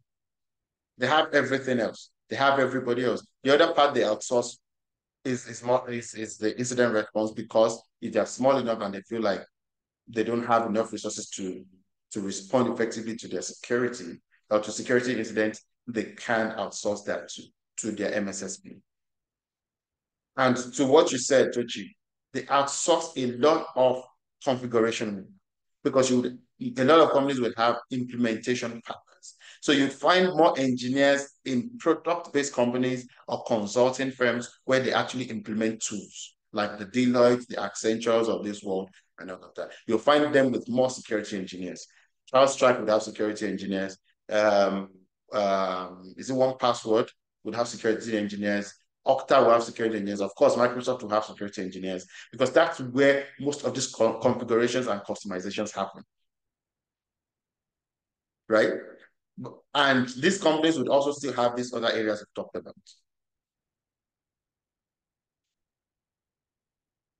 Or like you said, network security. Yes, there's an area of cybersecurity that is focused on networks. It doesn't mean other people cannot do that work. Again, I wonder why anyone would want to bracket themselves like that and just say, I'm just a network security engineer, that's all I do. Because there's so much more you can be, right? So now, we already heard about what GRC people do. That's in my opinion, the less technical side of it. Because you're writing policies, okay, I'll take that back. Maybe that part that can be non-technical, in the sense that you're writing policies that are not technical. When you think of cybersecurity, you know that there are different areas, even when you're talking about controls. You can have the technical controls, the physical controls, the organizational controls, and the people controls. Now, physical controls or physical security, the CCTVs and all of those things, having a security guard, it is also part of cybersecurity, just so you know. So if you are a security guard right now, you're already doing cybersecurity. Again, you may not know the details of it, but yeah, you need to do some learning. But you're already doing cybersecurity. If you're in HR, this is another thing I want us to talk about. Some roles that already have cybersecurity in them that people don't know. If you're in HR right now, a big part of your job includes cybersecurity. If you're onboarding and offboarding people, you're probably interfacing with IT a lot to remove access, give access, remove access. When people are moving across departments or moving up and down, you're making sure that they take away the access from certain places and put it in certain places. That is security, whether you know it or not. You are enforcing policy in HR. That is part of security, depending on which policy you're looking at. That is also part of cybersecurity. If you are a QA person, and please, I'm just talking because we're almost at time. You guys can unmute and interrupt me if you want. If you're a QA person, you're already doing cybersecurity. If you remember CrowdStrike, what put the whole world in trouble? Was it 3 weeks ago? It was a testing failure, but it was a security incident. It wasn't a hacking or anything. No one hacked them. So that's another security. Security incident doesn't have to be someone actually hacking. It could be an internal error. As I say intentional bad guy, unintentional bad guys. It could be an internal thing, an oversight on their part, a system error, something like that could actually bring about a security incident. Why is it a security incident? Because it affected availability. So if you're a QA and you're testing for certain things, you're looking at, okay, is the data encrypted here? Access control, does the right person have the right access? You're impersonating someone to test what that role or a certain role to test if they have access to what they should and not everything else. You're already doing security. That's part of controls testing. That's part of what you would still do if you get a job as an auditor within cybersecurity. So there are so many things that we do today that have cybersecurity in them, but we don't know. So when, at the start I asked how many people are already practicing, and I had about 7 people raise their hands. I was surprised. I thought I would have more. But just look at your current role and see what is it that I'm doing that's already cybersecurity. It doesn't mean, however, it doesn't mean that you can jump out there and say, yeah, I'm looking for a cybersecurity job based on what I've done. You still need to learn. It's just like you're digging deep into any part of any field. The deeper you go, the bigger it becomes, right? So I'll still highly recommend you go through training to increase your capability, improve your skills, and of course increase your value. Like someone said, and then on the call, the reason most people are trying to get into cybersecurity is because it is lucrative. It is a 6-figure career, no doubt. And to get to that 6-figure point, you have to present yourself differently. Except you're just coming out of college, you have never had any experience whatsoever. There's a good chance that you've done something before. Or maybe I don't know, maybe working in McDonald's, there might be something there, but again, remember that you have to dig deeper. You have to learn more, build yourself, expand your own knowledge so you can be valuable. And no matter where you are, your story will add up. Okay, I know we're almost at time, but I want to give people the opportunity, want to ask questions and to contribute. I'm happy to wait an extra 15 minutes.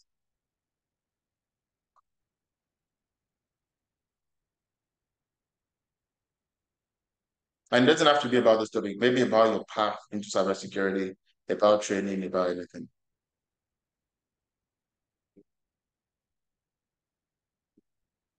Or as we're waiting, I don't know if Fumi is still on the call. Okay, that's mine. So if Fumi is still on the call, Sulia is on the call, Tutu is on the call. If you guys can share, like, what skill sets do people need? Okay, I see Jeremiah's hand up. What skill set do people need to get into cybersecurity? Jeremiah, please go ahead. Oh, okay, sorry. I just want to ask, my question is unrelated. Now, the question is, because I think someone shared the link to me, so I just jumped on it. Yeah. So the question now is, I really don't understand how the program runs, or is this just a one-time session? Is it like something that I think they have to enroll, where you have to register your emails and the rest of them? And then, sorry, you asked one question now. You asked the question now. Yeah. So I I didn't asked the get it. question. I said, what skill sets do people need to get into cybersecurity? Oh, I don't know. I'm not. I just think I think you need to be technical, or I think you have to be analytical to an extent, because it requires having to, from what I've read so far, requires having to and track like all those pen testing and the rest of them. So basically, I think it requires some form of analytical skills, like the way you play puzzles and the rest. Yeah. Thank you. Thank you. And okay, to answer your first question, so this session we hold it every month, every third Saturday of the month.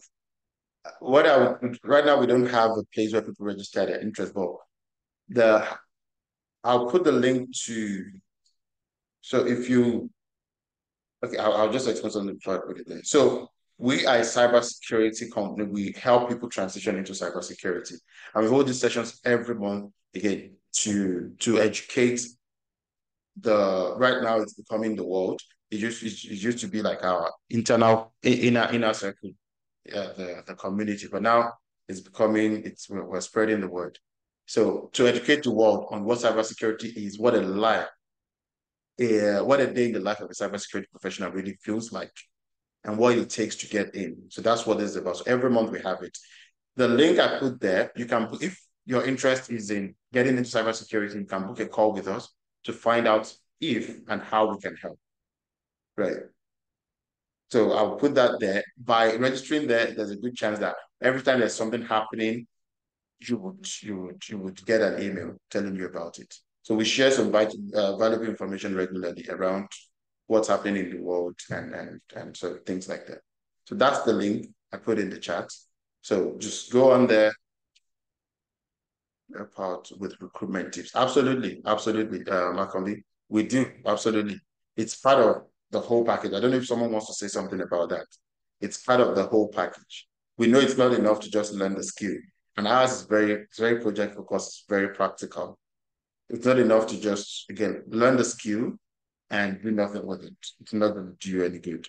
So recruitment tips, recruitment support it's part of the full package for us. Tutu, I see you're muted. Yeah. So there as Okay. well. Yeah, so So please let me quickly yes, I was gonna say you go ahead. Yeah, thank you. So I think you should maybe give a rough breakdown on how the program is run. Then any other people that have gone through the program can give 1 or 2 cents of what the experience are and things like that. Another thing I wanted to say was that there was someone that joined earlier, and what she was looking for is how to get a job in cybersecurity. I think the last time we had this meeting was we talked about experience, building your experience. So if the other episodes, I think, is uploaded on YouTube. Am I right, Mukhtar? Sorry, say that again. I said we have other episodes uploaded on YouTube because someone Yes, on said, YouTube. yeah, they were looking to how they can start the career and build experience. So I can't remember who the person was, and I'm just referring them back Yeah, and to if that the person last. is still here, I would highly recommend they book a call with us. So we look at where they're at in their journey and we'll see how best to help them move forward. I'll share a link to that YouTube, the video you're talking about. I'll put it in the chat. I'll put it in the chat for the person or whoever else wants to see that. For on a general, I'll say, book a session with us. Let's see how we can help. If the interest is to join the program, based again, depending on your background and if we can help based on your background, our next course starts in 2 weeks. So we'll be happy to have you on for sure. Tutu, please go ahead. I think it was Emmanuel that was asking about, what the program looks like or whatever. Definitely check out that link, but just from personal experience, I want to say it's quite thorough. They go through, so at your initial conversation, they'll get a sense of like where your experience lies and stuff like that. And then from there, where you want to specialize, because as we've talked about throughout this conversation, it's like cybersecurity is very vast and you get to pick where you fit in, right? So it's once you figure out where you fit in and what it is you want to specialize in, what your strengths and weaknesses are, and mainly just focusing on your strengths, right? And trying to like make you stronger in places that are a bit weaker. Um, they go into the program generally goes into like getting you job ready, getting you career ready for where you want to be. And I say it's very thorough because it's not just oh this is what it is in theory. No, you get to get hands-on experience, you get to do the work, right? So it's not just oh where I'm learning so we're not going to do anything. Nah, you're going to get your hands dirty. And I think there's no better way to learn than to actually do it. So I really recommend it's something that I would recommend for you to take a closer look at this program. And I'm not just saying that because like I went through it. I've been through other programs as well. I've tried other programs as well. And yeah, this is probably the better one. This is probably one of the better ones that you'll find out there. So keep that in mind. Um, for the person that was talking about, career, trying to find a job and stuff, they also go into like they basically hold your hand to get you to that point of okay, you'll go through interview prep, making sure your resume is good. Every week, literally every week, there are like meetings around interview prep. There are meetings around um having your LinkedIn set up properly so that you're getting the right attention, and you're making connections with the right people, how to talk to people when you make those connections. Like it's very like it's really very detailed. It's almost like they've thought about every aspect of this and how to get you in the field as soon as possible. And honestly, before before this program, I know that it's cybersecurity is something I was always just curious about. I never really thought that I had what it took to get into it. And to be honest, I didn't. But I had like the bare bones. I had like the bare bones like foundation of like how to I had a yeah, I had the bare bones, but I didn't know I had it. This was something that they probably saw in me and we're able to cultivate that and get me there. So if you're thinking about it, you're considering it, I would say this is a great place to be. Thank you so much for sharing that too. There you go. Unpaid adverts. Unpaid and thank you so much. I As I appreciate always say, it's unpaid ad. We need to fix that, doctor. Like all these I know, ads, right? we need to fix that. Well, thank you. Thanks so But much I'm for not just saying it, like I'm not just hyping it yeah. up. I'm dead serious. I really did not think that I wish we could get a recording of that, like my first conversation. And like just I want to listen to it again and just be like, you bloody idiot. But but like it's amazing to see what they saw and to be able to identify it and pick up on it and like cultivate it to where I am today.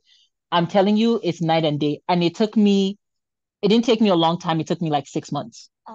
To some people, to me, it was a long time at the time, but like, It yeah, doesn't feel it so took me long. 6 months. Yeah. Yeah. Yeah, but yeah, thank you. Thank you for that. So I appreciate that a lot. Okay, there's a question, Chidi. Can one become very knowledgeable in cybersecurity without having hands-on experience? Really? People sell all sorts, but in my honest opinion, no. The confidence comes from the experience.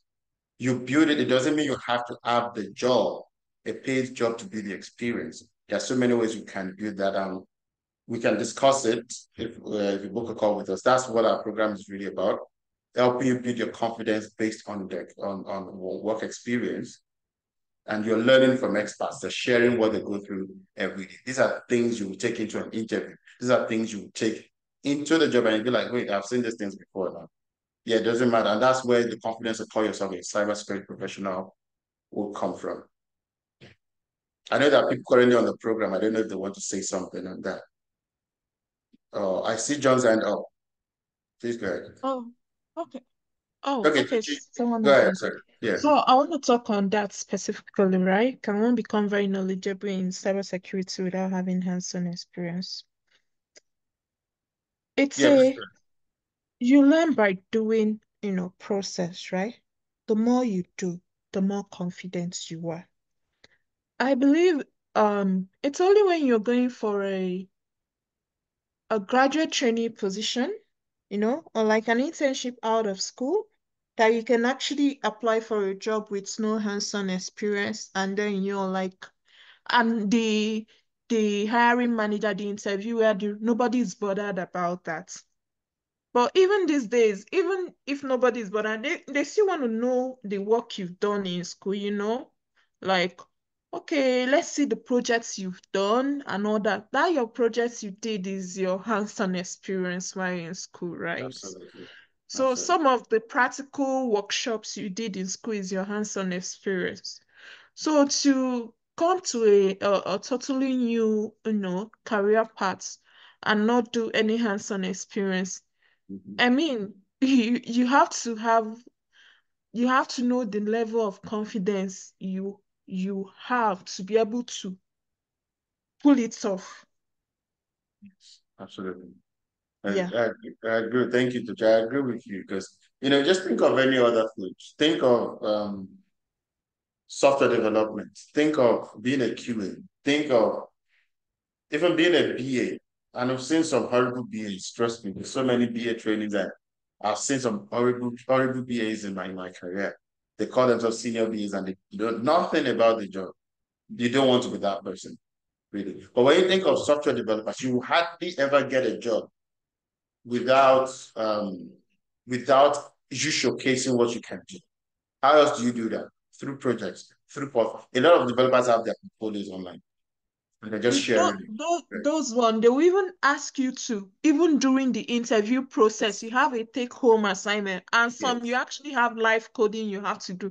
So tell me how you're going to go through without hands-on experience. Okay, tell me when the interviewer asks you to take him or her through when you've had this experience, how you walk through it, and you've not actually walked through it. You've only read about it in books, and I mean, you don't always remember everything you've read, right? Except maybe you are like, like They're the like a kind of magnet. expert that can just look at a book and everything enter inside his head, Yeah.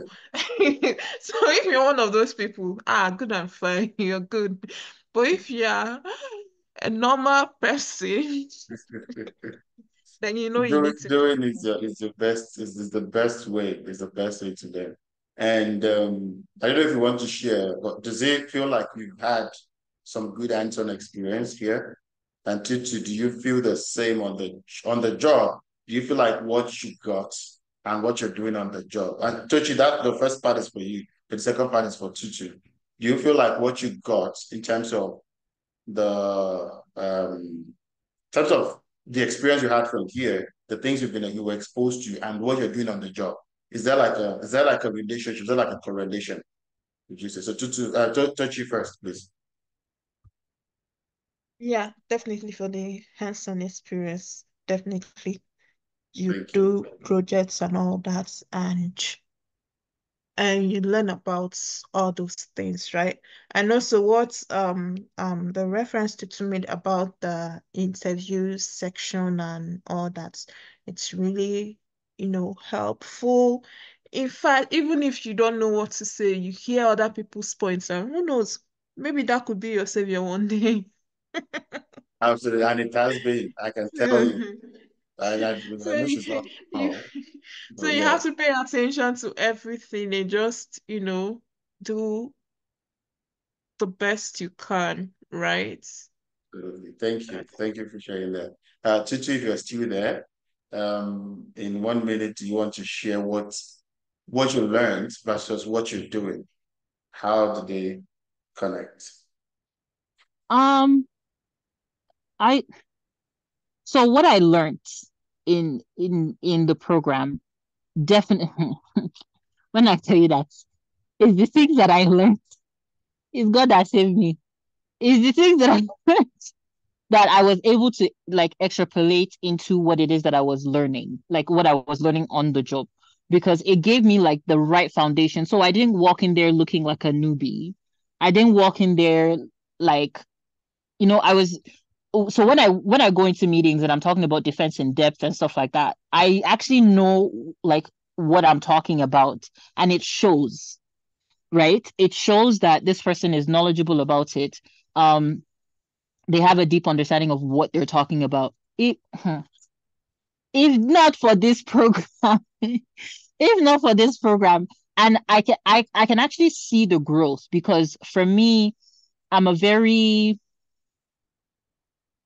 like, I like to be able to measure my progress, and it's easy to see that I had the right foundation going in, because if you don't have the right foundation and you're trying to build on it, it's not going to work. It's all going to come crashing down.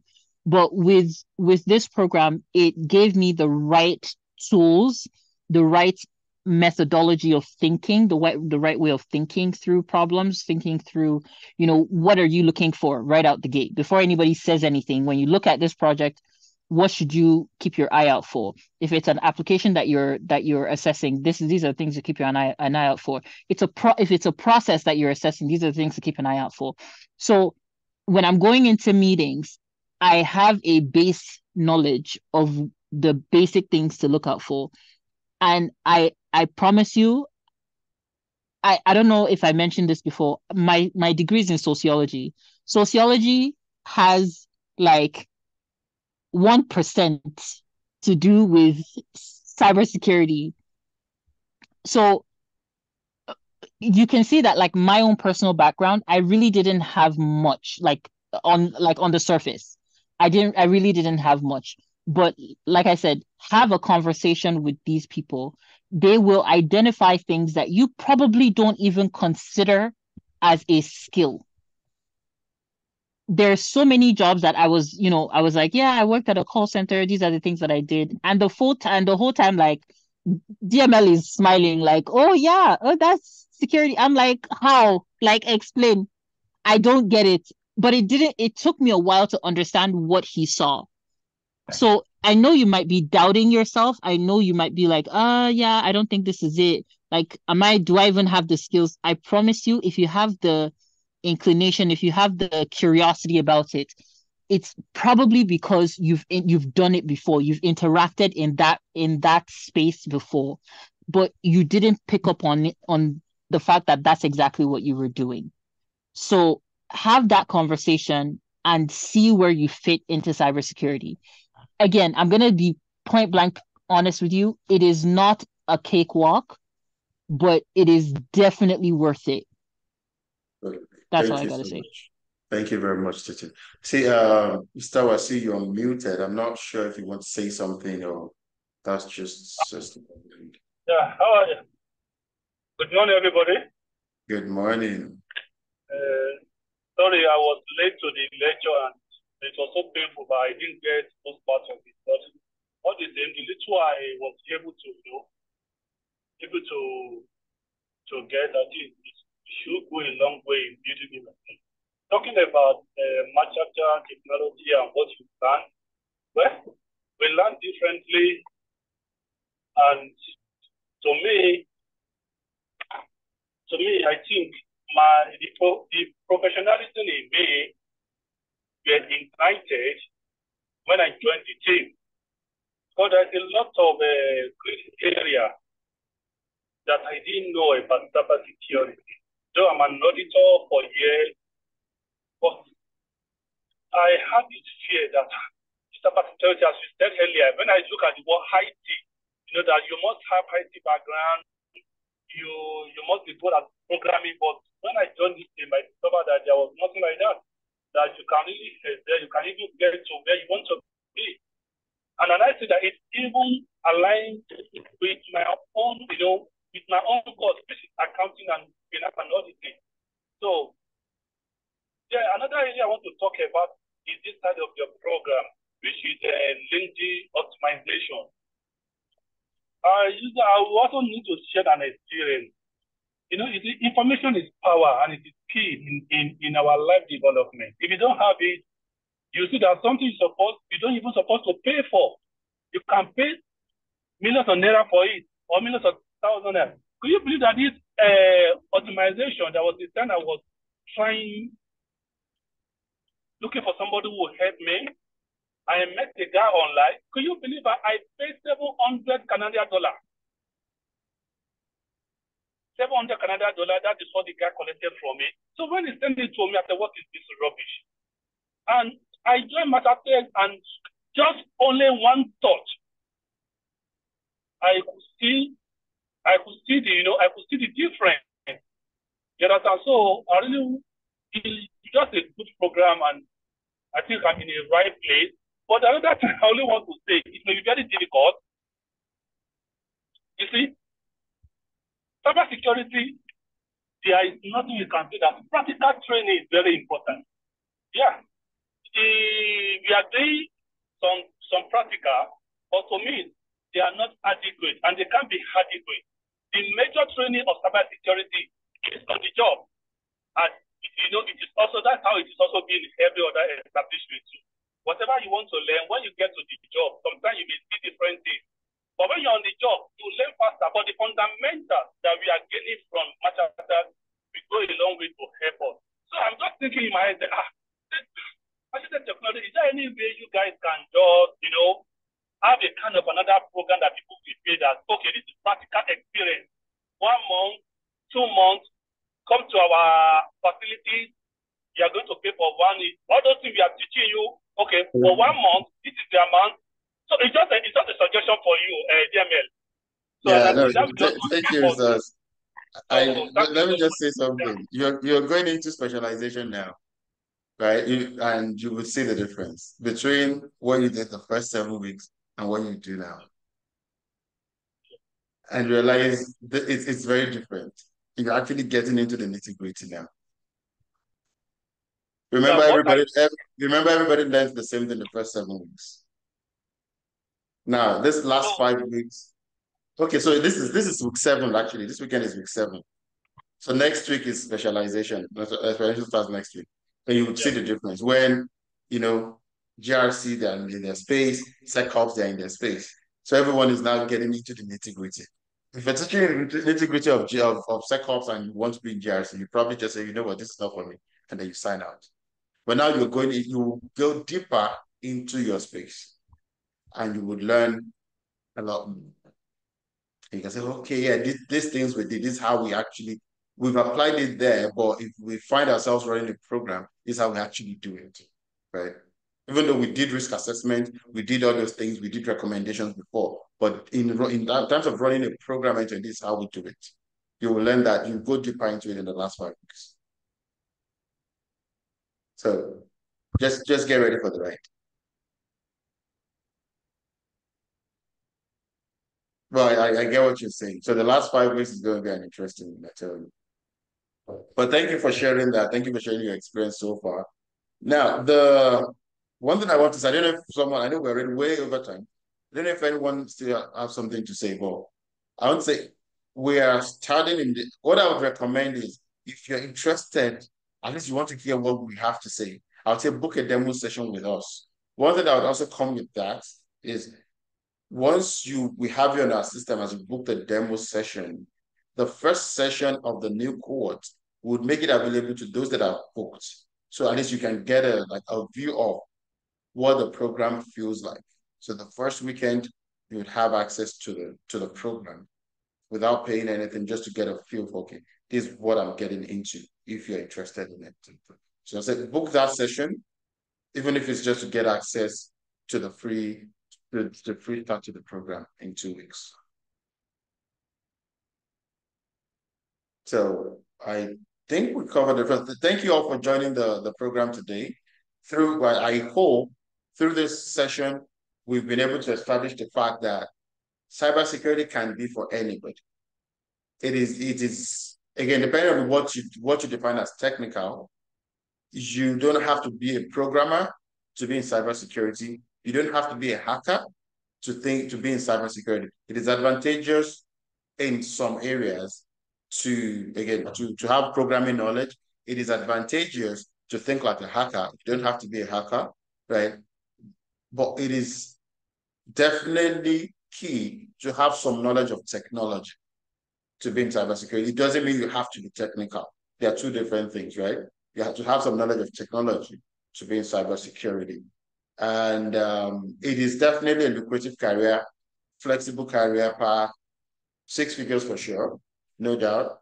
And if you're in doubt as to how to get in there, we sure can help you, even if it's just you. So our demo calls are more for like consultation sessions, like Tutu alluded to. Even if it's not the right path, it's not the right program for you, we'll definitely give you 1 or 2 things to take away. Right? It's okay. Because based on your background, we're not able to work with you, or again, for whatever reason, you're not qualified, but here are the things you can do going forward to help yourself align your path. So we'll definitely be happy to speak with you all. And thank you all for being here. I appreciate you making it a discussion. I like it when it's a proper discussion.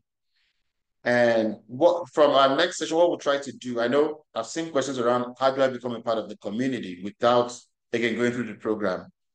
So maybe in our next session, we'll probably run a survey, get people to fill their information in, and communicate going forward how, and these are the people that would get the notification first for the next program. But in the meantime, you all can connect with me on LinkedIn. There's no way it would happen, and I wouldn't announce it on my LinkedIn page, on my page on LinkedIn. So connect with me on LinkedIn. That is the link to my profile. So you can connect with me on LinkedIn. You get more updates from me from there, and we'll definitely be happy to welcome you again next month. Thank you all. Enjoy the rest of the month, and I will see you all either on the consultation call or next month. Bye now, everyone. Thank you. Bye. Bye.